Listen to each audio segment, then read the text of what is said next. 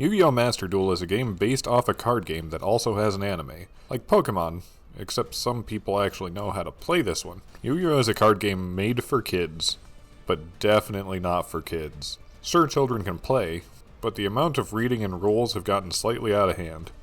When we think of Yu-Gi-Oh!, a good amount of us think of the monsters, like Blue Eyes or Dark Magician. Some of us might think of the characters like Yugi and Kaiba. When I think of Yu-Gi-Oh!, however, I think of the holograms. I remember watching the anime and thinking to myself, man, in 2022, we will definitely have a real-life version of this for sure, 100%. And now is the perfect time. VR is readily accessible. Let's see how Yu-Gi-Oh! Turned out. Ah, I see we got a high-graphics tabletop card game with some animation.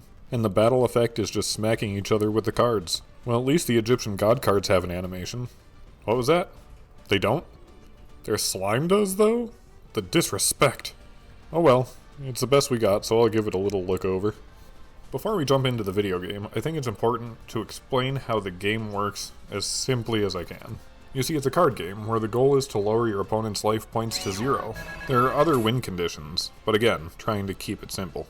To do this, you can build a deck containing 3 types of cards. Monster cards that help you attack your opponent and defend yourself. Magic cards can do anything from drawing more cards to destroying your opponent's entire field.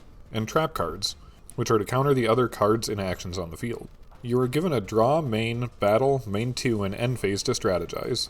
Now here's why I'm keeping this simple. Each one of these types of cards have subsets. Here's a quick list. Monsters have Normal, Effect, Fusion, Ritual, Synchro, XYZ, Pendulum, and Blink monsters.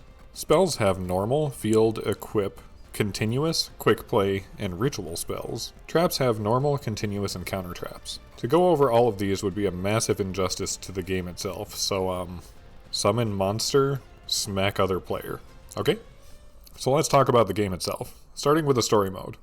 Alright, now that that's out of the way, we can talk about multiplayer. Wait, rewind. There is a solo mode.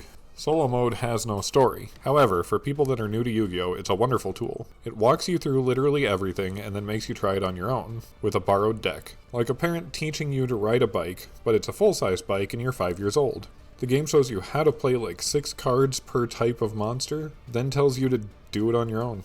But hey, story mode also gives you a ton of gems, we'll get to those later, so it's still worth it in the end. Next in line is simply deck construction. Every card has a rarity attached to it, from normal to ultra rares. And as the name suggests, ultra rares are, well, ultra rare. This is where gems come into play. The game's currency is gems. You can buy them with real money, or earn them in-game through missions or special events. These allow you to buy card packs in hopes of getting the card that you want. They also let you get the pretty things in the game. You know, bedazzling your field and such. However, you do not have to rely on random luck for your cards. There are rarity tokens. Anyway, if you dismantle your card, you get some tokens. 3 cards broken down usually will get you one of the cards you want.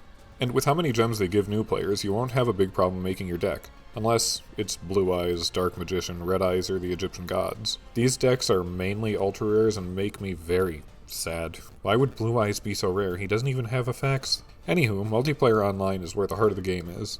You have casual play, where most people play decks they want to try in competitive without the consequences. Competitive, where the game decides to punish you for having fun. And every now and again there are events with different rules that help players get more gems. Most people on the game play competitive mode the most. If you're an old school player like myself, you're going to need to learn a lot. There are decks that can beat you before you take a turn, decks where they just don't let you play, or even decks that spend most of your own turn playing their cards. The days of set 1 and pass are gone. If you don't have a viable deck, this gets relatively competitive, looking more like you getting destroyed for even thinking about the game. Definitely take time to learn all the new stuff.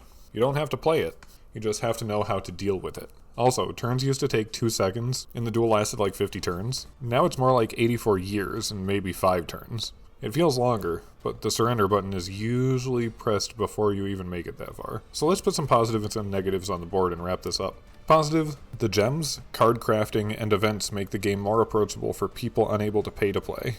The game is free. It supplies legitimate online competition, keeps up with the current ban list to the best of its abilities. Cards are kept fairly up to date, I think, and for what it is, the graphics are decent. Negatives, old school players have a lot of catching up to do. Turns take too long, and my attention span barely accommodates. People play on my turn, which is just kind of rude. There's no story mode, no VR holograms of monsters, and so much reading. Have you seen the essays they put on pendulum cards? It's ridiculous. Overall, I think the game is a solid 8.5 out of 10. Most problems I have are because I just recently came back to Yu-Gi-Oh! The developers did a fantastic job and made it free to play. I think most of the reviews on the game that are saying it's bad are just basing it off of Yu-Gi-Oh! The game itself and not just Master Duel. I think Master Duel does a really good job, which is why I'm giving it an 8.5 on my scale, for whatever that's worth.